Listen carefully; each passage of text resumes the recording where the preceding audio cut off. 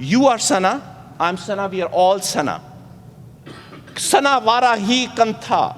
Sana vara kuch konta kan, we all do it. Let's do it together. Let's make this organization as strong as it can be.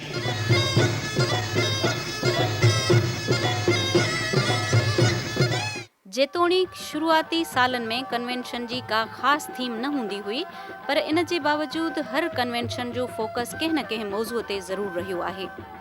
1986 में doctor Feroz light the torch जे जज़्बे ऐं नारे सां हिननि conventions जी बाक़ाइदा शुरूआत कई ऐं उन खां पोइ साना कन्वेंशन जी इहा रिवायत बणिजी वई त हिकु सेशन गेस्ट स्पीकर लाइ रखियो वेंदो।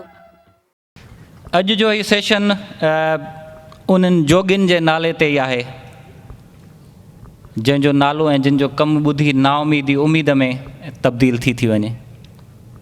इहे धरतीअ जा भाॻिया जिन जो मिशन आहे त सिंध जा सदियूं पुराणा सूर उमेदुनि में मटाइजनि। वाटर कार्ड 1991 इहा ॿी डॉक्यूमेंट आहे पाकिस्तान खां ठहण खां पोइ जी। उन में असांजे चइनी सूबनि जी रज़ामंदी शामिल आहे। Allocation for the existing canals. हिन वक़्तु असांजा जेके चारई सूबा आहिनि उन में 36 मिलियन एकड़ आबादी आहे असांजे एग्ज़िस्टिंग कैनाल सिस्टम ते। उन लाइ कार्ड में 117.35 मिलियन एकड़ फीट एलोकेट कया विया आहिनि ऐं उन खे सूबनि में जेका आहे तक़सीम कयो वियो आहे सीज़न वाइज़। त शॉर्टेजिस में हिननि हिस्टोरिक यूज़ फार्मूला हिकिड़ी पंहिंजी कढी जंहिंजो अकाड में को ज़िक्र ई कोन्हे, अकाड में को मेंशन ई कोन्हे। सो उहा 99 खां वठी उहा फार्मूला हिननि हलाई, पंहिंजे 94 में उहा फार्मूला जेका आहे साम्हूं आई, पर 99 खां वठी उनखे हुननि पंहिंजे मर्ज़ी ते इम्प्लीमेंट करणु शुरू करे ॾिनो। त इहो हिकु वॾी ज़्यादती थी ऐं उन फार्मूला मूजिबि शॉर्टेज में पंजाब पंहिंजे फुल शेयर्स खां बि वधीक पाणी थो खणे ऐं ॿिनि सूबनि खे तव्हां एग्ज़ेम्प्ट करे छॾियो त शॉर्टेज में सॼो जेको ॿार आहे सो हिकिड़े सूबे सिंध ते थो पए। Total shortage of the whole country plus the extra water which Punjab gets during शॉर्टेजिस। जॾहिं 50% शॉर्टेज हो सिंध में, असांजो मक्सी साहिबु वेठो आहे, बलोच साहिबु वेठो आहे, तॾहिं बि मंगला डैम में 100 फुट खां वधीक नियरली 120 फीट पाणी स्टोर कयो वियो आहे। जेकॾहिं पाणी सरप्लस आहे त तव्हां भली त मंगला खे भरियो, भली तव्हां अप्रैल में भरियो, मई में भरियो, चवंदा अप्रैल मई में हुन में पाणी वधीक ईंदो आहे, पर उहो तॾहिं सरप्लस लिखिबो जॾहिं असांजी कैनाल्स जी रिक्वायरमेंट पूरी थी वञे। जे असांजी कैनाल्स जी रिक्वायरमेंट पूरी न आहे त न को मंगला भरिबो न को तरबेला भरिबो। त असांजे सिंध जो को बि पुरसाने हाल कोन्हे। अॻे जेकॾहिं सम्झो त किथे का रेलगाॾी ईअं थिड़ी पवंदी, किरण त वॾी ॻाल्हि आहे, रुॻो पटड़ी था हलंदी त मिनिस्टर इस्तीफ़ा ॾींदो। हींअर हज़ारे लखे खून पिया थियनि, माण्हू मर्डर पिया थियनि, अगवा पिया थियनि, कंहिंखे नोटिस ई कोन्हे। इहा असांजी बेहिसी जेकी आहे सो असांखे तमामु तबाह ऐं बर्बादु करे छॾियो सिंध वारनि ख़ासि तौर ते, छाकाणि असांजो को धणी साईं कोन्हे। पंजाब तरक़ी ते आहे, पख्तूनख्वा वारा तरक़ी ते आहिनि, उहे सभु पाण में यूनाइटेड आहिनि, असां वटि यूनिटी कान्हे का। मां तव्हांखे मैसेज ॾियणु थो चाहियां की तव्हां बि हिकिड़ी शइ जी ओनरशिप वठो ऐं अडॉप्ट कयो, या थियो भले हुजे IBS अखर या हिकिड़ो ॻोठु हुजे या को प्रोजेक्ट हुजे, हिते हुजे या सिंध में हुजे, जिथे बि you must take ownership and pride and adopt it. इन सवाइ ॻाल्हाए हिते जॻी हणी, असां सिंधीअ में चवंदा आहियूं जॻी हणी कचहरी करे हलिया वेंदासीं, कुझु वसूल न थींदो। I think the thing is, when you want to make a difference, you can make a difference and you should make a difference. You know, we are universities and they don't produce marketable products or marketable degrees or marketable students. But the chato jadi degree ta uthan unhan koi nokri nathi mile. We have to prove ourselves. You know, you have to produce the proper students. What are the issues that we found when we went to these areas for the census? जॾहिं असां घर घर वियासीं तॾहिं असांखे सचा मसइलो सम्झ में आयो। We found that there is 52% of poverty. They live below poverty. They lack economic opportunities. They don't have any opportunities. Zamindar कर्ज नथो दे, middleman कर्ज नथो दे, आरती कर्ज नथो दे, money lender जो कर्ज is exploitative, so they don't have any opportunity. Even women don't have voices. They don't have voices in the politics. They don't have voices in any economic institutions. They don't have voices even social voices. Decision making में उन्हें जो कोई अख्तियार कोने. उन्हें ये धी जो मंगनों भी बियो क्यों फैसलो करे तो. आना killing है. Lack of capital है. If they want even small amount of 5,000, they have to go and pledge their whatever asset that they would have. Otherwise muscle. वो पे जो पान की bandage में भी जीता चले. Education is completely missing, particularly for their girls. Tribal conflict है, which affects the women most. Unavailability of employability skills. In a labor में जितने सिर्फ unskilled labor हो जाए, उतने जगह कोई skill ना हो जाए, तो उनके क्या employment कोने? They are not even cobblers, they are not even carpenters, they are not even plumbers. They are only street labor. They don't have even affordable services, health services, shelter and to the surprise, I have the cases that people do not have safe drinking water close to their houses. College जिनखे 50 सालनि खां मथे थी चुका हुआ त उहो ई उन कॉलेज जी हैसियत में ई हो जंहिंमें पहिरीं साल में अचनि था स्टूडेंट दाख़िल थींदा 5 सालनि खां पोइ ॿिए गेट मां निकिरी वञनि था सिलसिलो बि हलियो का बि ग्रोथ कान हुई अदारे जी कंहिं क़िस्म जी का बि ग्रोथ कान हुई त उन खे कंहिं लेवल ताईं आणणो हो ऐं उन जे लाइ इहो ई तरीक़ो हो पाकिस्तान जे कल्चर जे हिसाब सां या एडुकेशन जे हवाले सां त उन खे जेसिताईं यूनिवर्सिटी जो दर्जो न मिलंदो तेसिताईं का बि उन दौर जी यूनिवर्सिटी ग्रांट्स कमीशन ऐं हाणे जी हायर एजुकेशन कमीशन का बि फंड ॾियण लाइ तयारु कान्हे का मुख़्तसिरनि इहो त उन जे नतीजे में हींअर 20 छोकिरा असांजा students doctors young doctors England में जिते मूं वञी उन्हनि सां MOU साइन कया 5 यूनिवर्सिटियुनि सां जंहिंमें UCL लंडन ऐं नोटिंगहम ऐं बर्मिंघम त उन में 20 छोकिरा PhD लाइ मोकिलियासीं जेके हाणे तक़रीबन मुकमल करे चुका आहिनि ऐं कुझु अचणु शुरू थी विया आहिनि वापसि लियाकत यूनिवर्सिटी में त इंशाअल्लाह उन सां काफ़ी फ़र्क़ु अची वेंदो.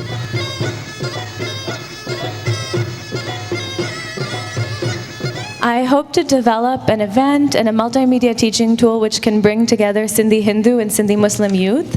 So growing up as a Sindhi Hindu youth in Dallas, Texas, for much of my childhood and my young adolescent life, I was, if not grossly unaware, completely oblivious to the large population of Sindhi Muslims that live in the United States. And I think it's really unfortunate that there's not much cross-cultural or cross-community dialogue between Sindhi Hindus and Sindhi Muslims in the United States. So there's this redundancy of resources and there's an overlap of cultural interest. Sindh अंग्रेज़नि जे फतह खां पोइ जो जेका पंहिंजी ख़ुदमुख़्तारी विञाई आहे त अॼु 4हीं तारीख़ ताईं हिन पूरे हेॾे ॼण त 1.5 सदी जो अरसो गुज़री वियो आहे सिंध ख़ुदि सही माना में ट्रू सेंस में पंहिंजी सियासी ऐं क़ौमी ख़ुदमुख़्तारी जो हिकु ॾींहुं बि न ॾिठो आहे. दुनिया में का बि क़ौम ख़ुदमुख़्तारी खां सवाइ पंहिंजे बारे में फ़ैसिलनि करण जी मजाज़ हैसियत खां सवाइ तरक़ी करे सघे उसरी सघे जी सघे ऐं अॻिते वधी सघे इहो नामुमकिन आहे.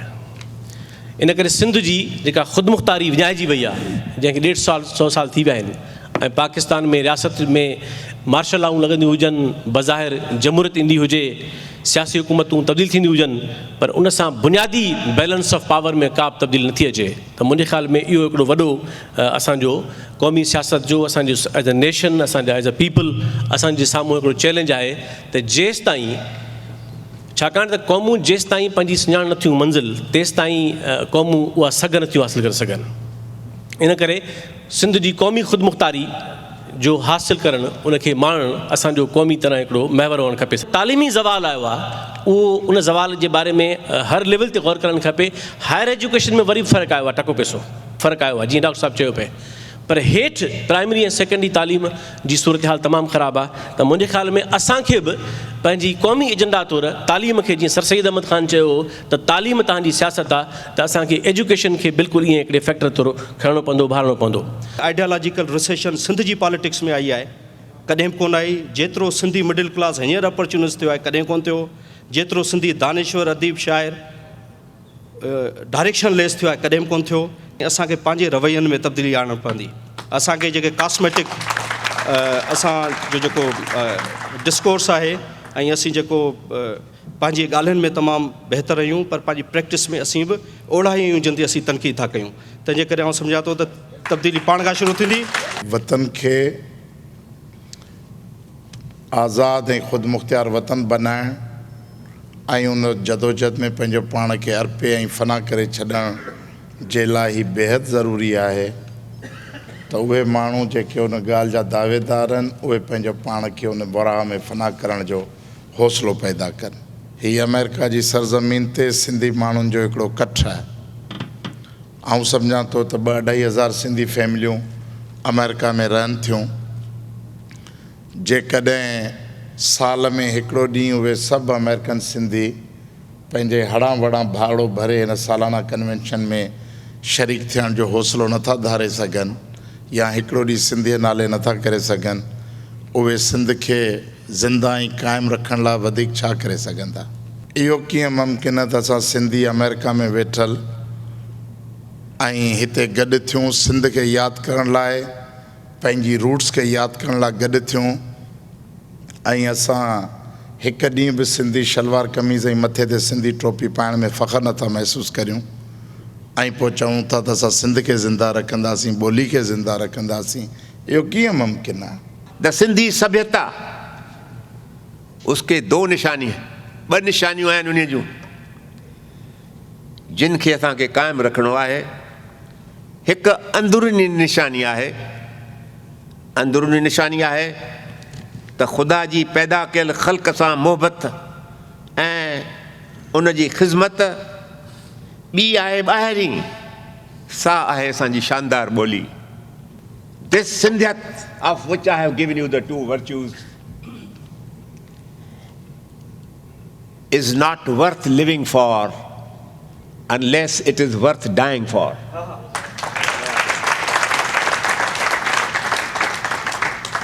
बहादुरीअ सां उन निशानियुनि जी परदाख़्त कंदासीं, कॾहिं बि उन्हनि खे दाग़ी या फिको थियणु न ॾींदासीं। ऐं दोस्तो, कहिड़ी बि मुसीबत साम्हूं अचे, कहिड़ी बि ताक़त साम्हूं अचे, उन जो पंहिंजे खून सां, पंहिंजी रत वहाए उन जो मुक़ाबिलो कंदासीं ऐं उनखे पराजित कंदासीं। The essence of Sindhiyat is secularism. I am a secularist. As I said, I respect religions. But the trouble is that religion has always been in conflict with science. Science poses questions which cannot be answered. But religion gives you answers which cannot be questioned.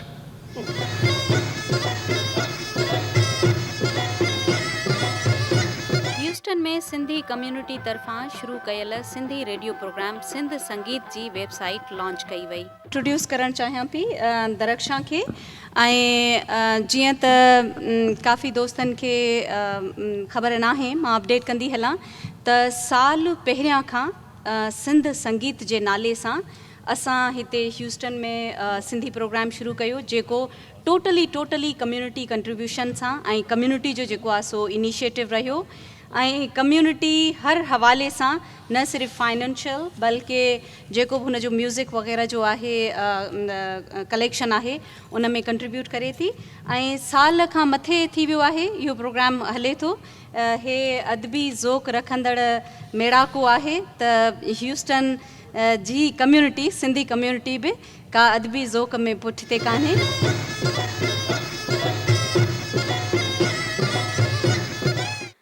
Convention जे दौरान साना जी नई website खे बि launch कयो वियो ऐं उन ते हिकु बहितरीनु प्रेज़ेंटेशन सां गॾोगॾु उन जे इंटरएक्टिव हुजण ते उन जी वज़ाहत कई वई।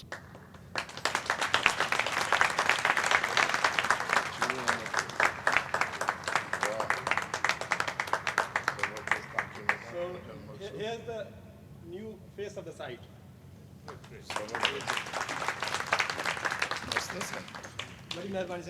To make it user-friendly, easy to be navigated.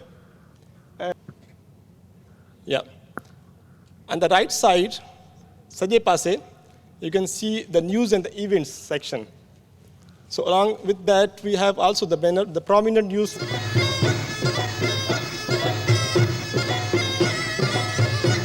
सवाल इहो उभिरे थो त नॉर्थ अमेरिका में रहंदड़ हिन बाशूर तबके जी ऑर्गेनाइज़ेशन सिंध ऐं सिंधी सक़ाफ़त जे फहिलाउ ऐं बका लाइ मुस्तक़बिल में छा लाइअमल रखे थी।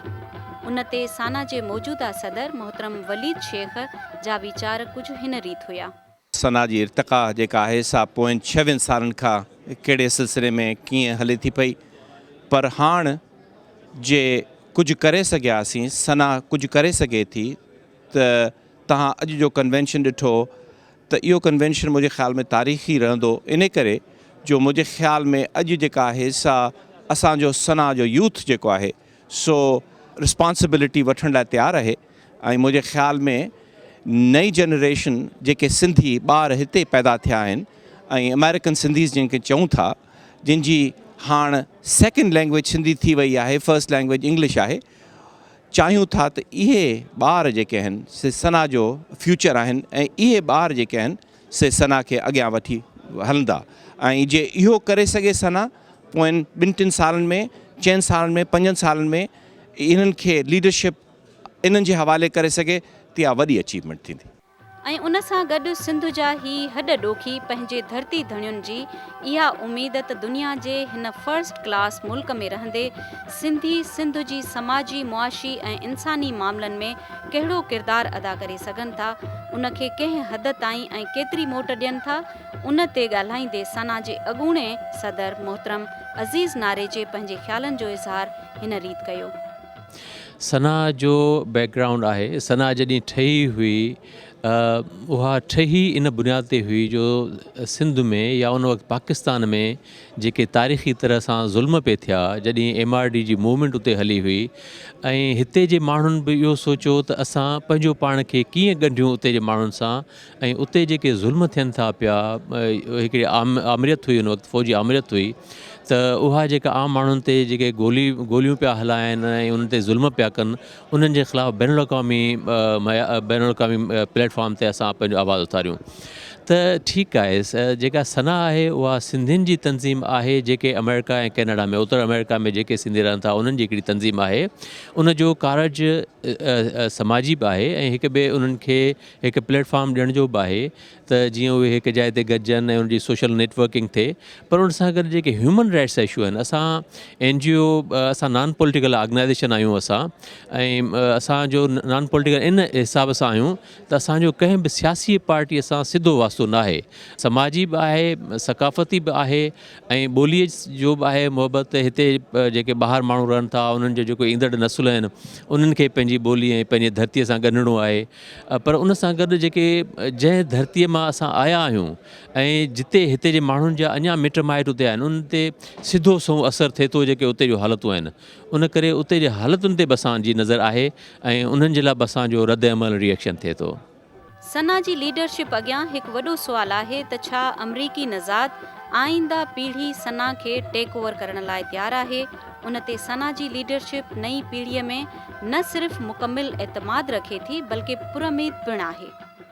आउं सम्झां थो फ्यूचर साना जो आहे, असां हींअर साना सम्झो त सेकेंड जनरेशन जे हवाले थियण जो प्रोसेस शुरू थियो आहे। जेके बि हिते सिंधी जिन 1983 में साना ठाही उहे फर्स्ट जनरेशन जा हुआ, जिन जो हिसो असां बि आहियूं। ऐं हाणे हिकिड़ो प्रोसेस मुंतक़िली जो शुरू थियो आहे त जेके हिते ॿार पैदा थिया आहिनि असांजा, उन्हनि जे हवाले साना थींदी। ऐं सम्झां थो त उन्हनि ॿारनि में असांखां वधीक विज़न आहे हितां जे हवाले सां, ऐं हुननि खे बि उहो दर्द पंहिंजे पेरेंट्स जे तालीम जे करे सिंध लाइ आहे। सोशल ऑर्गेनाइज़ेशन जे हिसाब सां इहो चई नथो सघे त सना जो कमु ख़तमु थियो, इहो त हमेशह रहंदो। ऐं जीअं जीअं असांजे अॻियां नवां चैलेंजिस ईंदा, नयूं ॻाल्हियूं ईंदियूं, सिंध जा हालात चेंज थींदा, सिंधियुनि जी पॉपुलेशन हिते वधंदी, तीअं तीअं असांजे अॻियां घणा चैलेंजिस ईंदा ऐं असां उनखे मुंहुं ॾींदासीं। हिन वक़्तु ख़ासि करे असांजो ध्यानु आहे त नई जनरेशन जेका सिंधियुनि जी आहे उन्हनि खे मिलायो वञे। उन हिसाब सां सना जी हिकिड़ी ऑर्गनाइज़ेशन आहे सिंध यूथ एसोसिएशन, जेका सना जे नौजवाननि जी आहे, जिन्हनि परफॉर्मेंस बि ॾिठो ऐं तमामु सुठो परफॉर्मेंस हो। असांजी पूरी कोशिशि इहा आहे त नई सिंधियुनि खे जेका नई टही आहे उनखे नेटवर्क करे उन्हनि खे पाण में मिलाइजे, उन्हनि जी वाक़फ़ियत कजे, उन्हनि खे सिंध सां रोशनास कराइजे, उनखे सिंधी ज़बान सां रोशनास कराइजे, उनखे ॿुधाइजे त हुननि जी हेरिडिटी छा आहे, हू किथां आया, हुननि जा रूट्स कहिड़ा आहिनि। तंज़ीमी हवाले सां साना जो सभ खां वॾे में वॾो चैलेंज कहिड़ो आहे, उन ते ॻाल्हाईंदे मज़हर लाखी चयो, हक़ीक़त में घणा असांजा दोस्त मेजॉरिटी उहो सम्झे थी त हिते जेको आहे हीअ ऑर्गनाइज़ेशन जेकी आहे सो उन्हनि जे कंसेप्ट में अञा ताईं सिंधी आहे, सिंध जी एरिया, सिंध जी जोग्राफी, हालांकि हीअ साना कवर केतिरी एरिया थी करे उन जो माण्हुनि खे तमामु घटि अंदाज़ो आहे। उहो तव्हां ईअं ई सम्झी सघो था त ही नॉर्थ अमेरिका आहे। नॉर्थ अमेरिका जी एरिया खे जेकॾहिं तव्हां वठंदव त तव्हांखे उन में Afghanistan, Pakistan, India, Bangladesh, China, central Asia, माना त साना इन एरिया खे कवर करण जी कोशिशि थी करे। हिते सिंधी तमामु स्केटर्ड आहिनि। साना जो बुनियादु जेको आहे कंसेप्ट उहो आहे डेमोक्रेसी ऐं ट्रांसपेरेंसी। त कोशिशि इहा ई आहे त असां सभिनी नॉर्थ अमेरिकन सिंधियुनि ताईं पहुचूं, त असां सिंधियुनि जी अञा एपिथी हिते जारी आहे, उहा अञा त इहो सम्झी कोन था सघनि त बाबा हर को माण्हू हिन डेमोक्रेटिक ऑर्गनाइज़ेशन में जेसीं ताईं पाण कंट्रीब्यूट न कंदो तेसीं ताईं अॻिते असां वधी कोन सघंदासीं। ऐं इहो जेको असां डिपेंडेंट आहे त जेकॾहिं साना केतिरो थी वधे हर मेंबर ते उहो डिपेंडेंट आहे, ॿिनि टिनि जे लाइ डिपेंडेंट कान्हे। हिकिड़ी ट्रांसपेरेंट ऑर्गनाइज़ेशन आहिनि, लिमिटेड फंड्स आहिनि ऐं कोशिशि असांजी इहा ई आहे त डेमोक्रेटिक ऐं ओपन रखूं ऐं सिंधी घटि में घटि हिकिड़ी शइ ते हिते यूनाइट थियनि, उहे आहिनि डेमोक्रेटिक वैल्यूज़।